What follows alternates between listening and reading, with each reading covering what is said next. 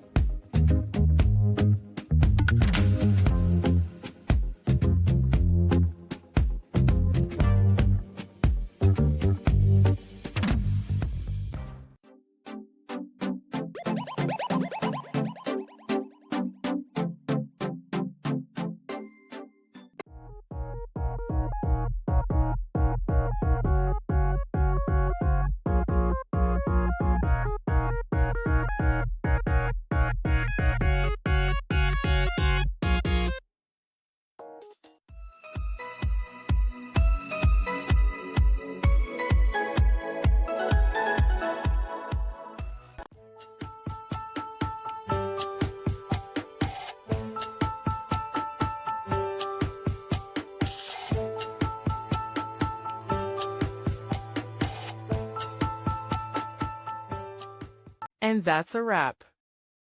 I hope you found the answer you were looking for. If you did, take a second to hit that subscribe button. It really helps out. And let me know in the comments which solution worked best for you. See you next time in the debug zone.